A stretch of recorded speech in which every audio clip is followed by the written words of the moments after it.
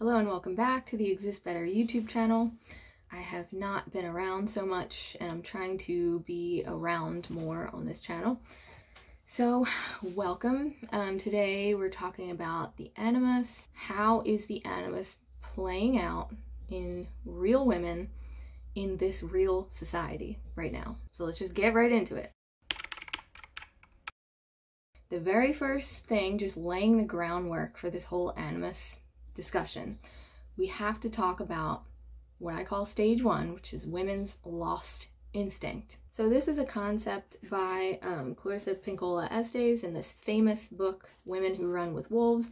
This book has a story in it, and I don't remember the name of the story, but she talks about a story of a woman who naively marries this guy and believes everything he says, and long story short, he ends up locking her out of her own house or something. Like, he just destroys her entire life, and she's just like clueless. Like, she just thought she met Prince Charming and he was just like a scammer, that sort of thing. So this is kind of how the story begins, with women's animus integration. And depending on like how you were parented and, like your father and your mother, how they raised you, basically, you may or may not have to go through this stage really hardcore. I have birds like coming at me at my window right now. This is common in young women. There's a tendency toward being timid, super friendly, usually very feminine, very into feminine sort of hobbies, usually not the most logical or cerebral people. Their self-protective instinct needs to develop more. That's not really at the forefront of their consciousness. These women can tend to attract like bros, like dumb jock types, douchebags, like we said in this story in the book. Unfortunately, bad men who are like scamming them and using them and all this stuff. Worst case scenario. Basically, very unintegrated men who are very polarized in the other way. So they're very polarized to the feminine, and these men that they tend to get into relationships with are very polarized to the masculine. And there's not a lot of integration for either side of anima or animus or anything like that. So this is stage one. I would bet that most people who would watch this sort of video would probably not be in stage one. Maybe you were when you were younger, and you kind of grew up a little bit and you learned and you kind of like saw behind the veil, Wizard of Oz style, that like things are not what they seem, and you kind of like come out of that naivety a bit. This is what brings us to stage two of what I would consider animus integration, and that's good old animus possession.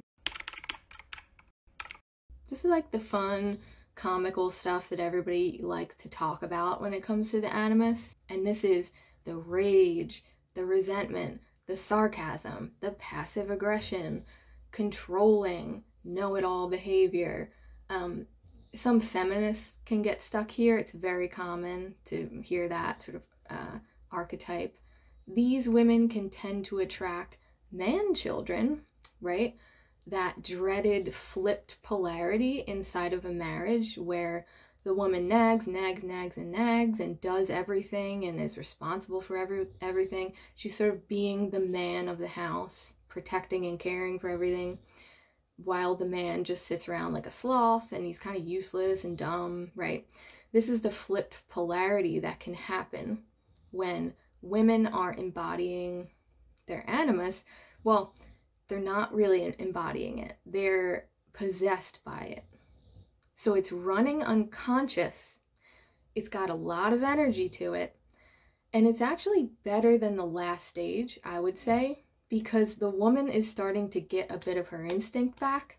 So women in animus possession, they want power, but what they have, what they know how to wield, is control. They want power, they've got control.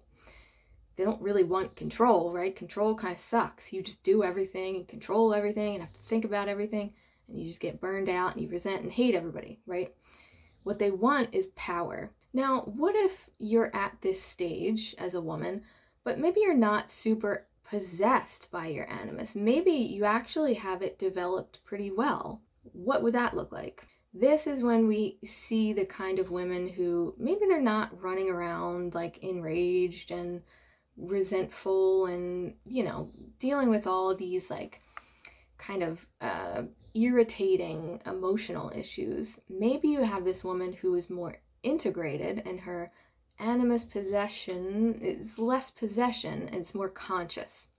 So then you have the type of woman who is she might be like a leader at a company, a politician. I suspect a lot of politician women have a little bit more integration here. They've sort of mastered masculinity because the culture has demanded it of them. Now, the issue here is that we don't know whether their masculine expression is authentic or not.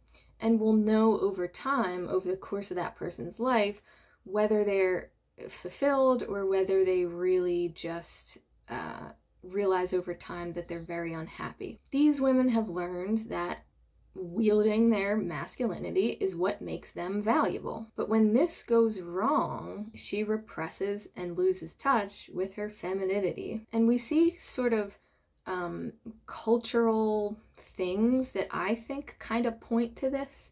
Like infertility rates are skyrocketing, adrenal issues like chronic fatigue. Women have very high rates of chronic illness, vague health problems that doctors can never diagnose. We hear about this all the time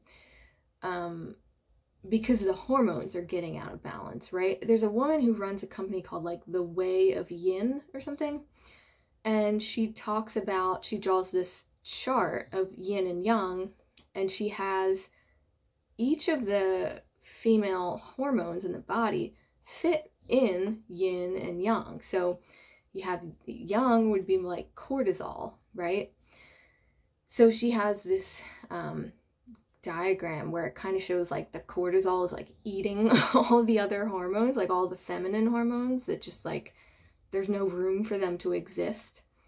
So, you know, maybe we're getting a lot done. Maybe we're really successful, making lots of money, but the femininity in us is slowly dying and screaming for help, right?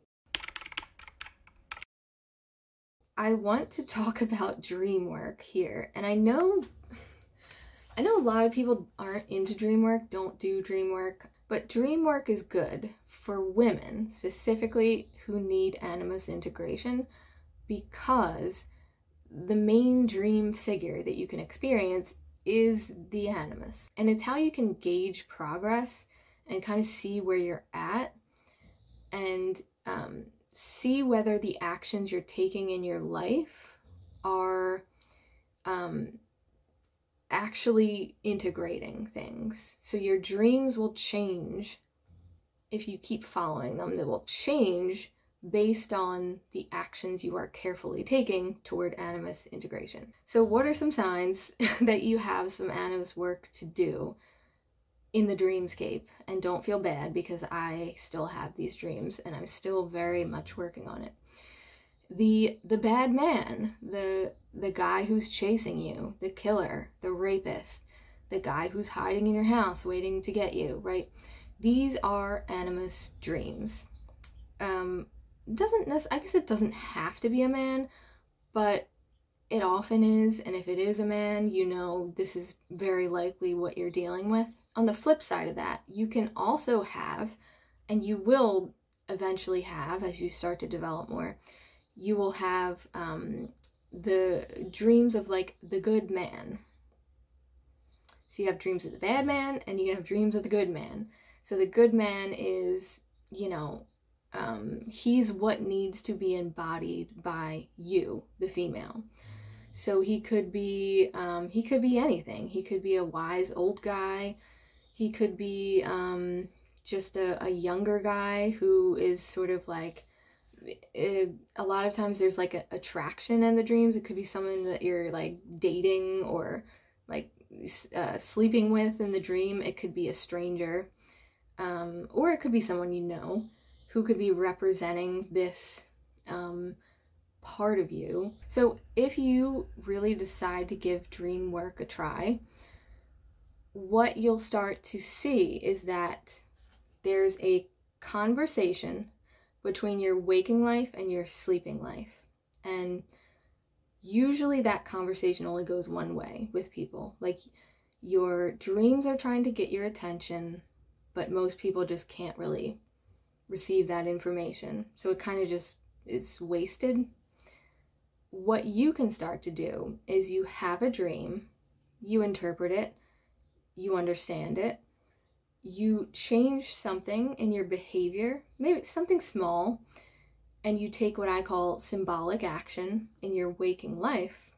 And depending on how well that goes, you will then have a dream that will be a response to that.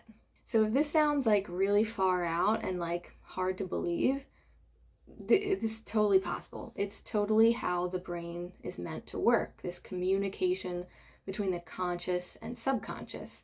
And I know because I do it. So I'm in this process of having this conversation, like, okay, I need to do something today, this week. I need to do something as a response to this dream.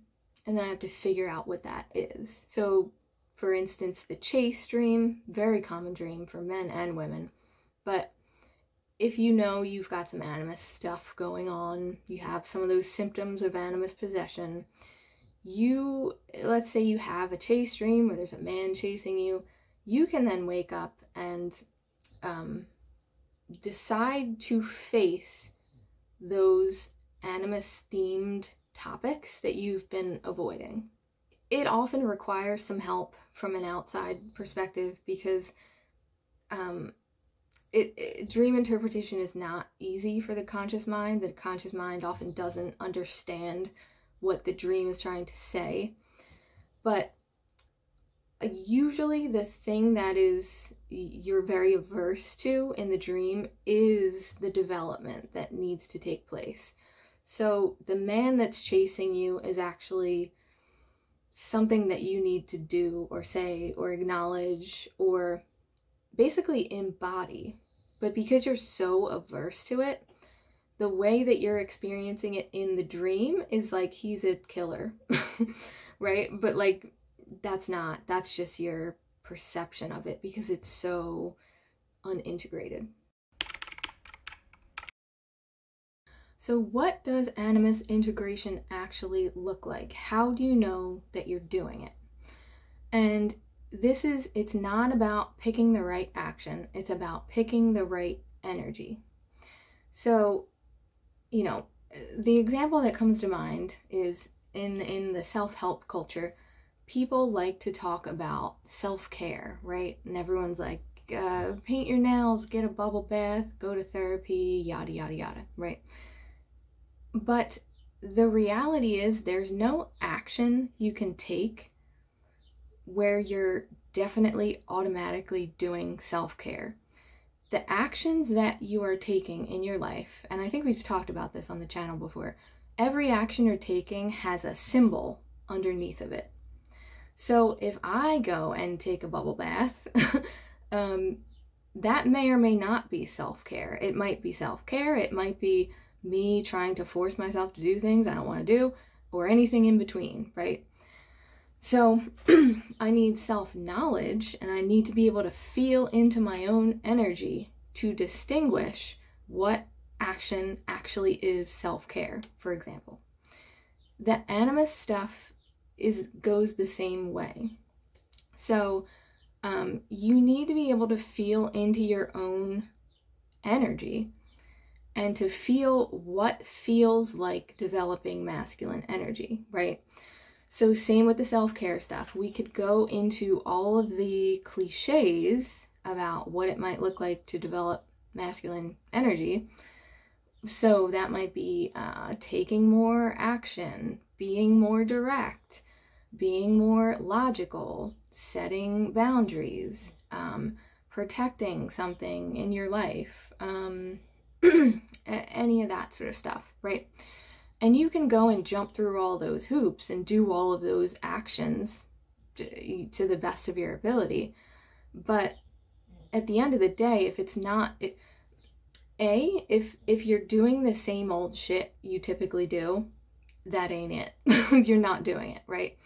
Because releasing things that are kind of repressed, it's never going to involve me doing the same old shit I always do, right? That doesn't make any sense, right? If it's subconscious, if it's repressed energy, then you running around doing the same old shit is obviously not going to be anything different. It's not going to yield you any different results. So this is kind of like the pitfall for women, is that if you tell the average woman, well, you have to develop your masculine energy, she is probably more likely, because it's kind of new, you know, it's kind of unfamiliar, she's probably pretty likely to just run around and do all of that, like stereotypically masculine behavior, without it really being grounded and without it really meaning much, you know? It's just these like random actions that are sort of incoherent. So the answer for how do you develop your animus, the answer is kind of annoying, because the answer is kind of, it could be anything, right? Maybe not anything, probably not like anything in the world, but there's a lot of different things that you may need to do. And that's not going to be something that I could tell you. I could give you like the general things that are probably a good idea, like setting boundaries or something. If you're not good at that, that's going to be one of the things, you know.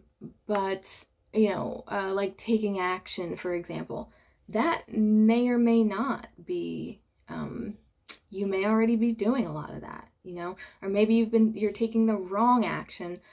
So you actually have to learn correct action taking. So again, your energy is going to tell you whether you're really doing this work or not. And like I said earlier, if you're doing dream work, which I highly recommend, very underrated, if you're doing dream work, your dreams are going to tell you for sure whether you're doing this work or not.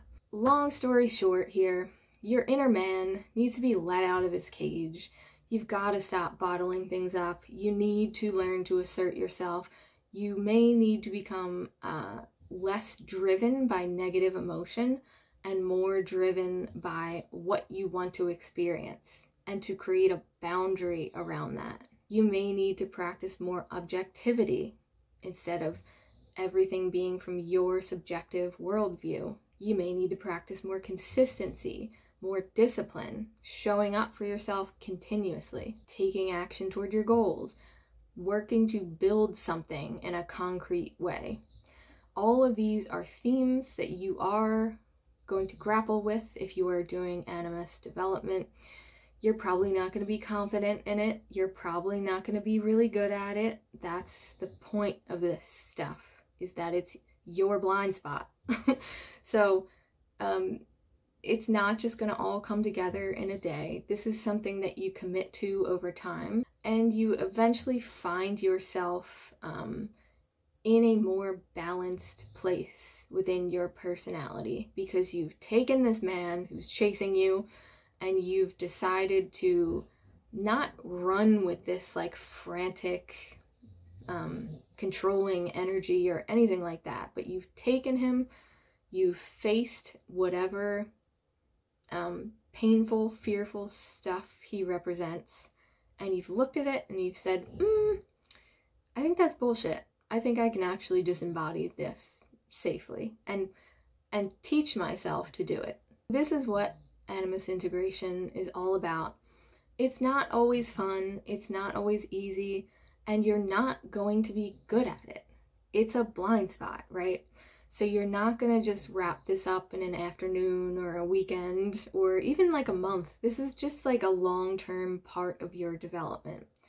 And as you put effort and focus on this, you will see all those animus possession symptoms decrease. As this part of you comes into your conscious awareness and you can wield it consciously, not subconsciously, not accidentally, but you can consciously make it a part of you, you will notice those symptoms of animus possession going down, right?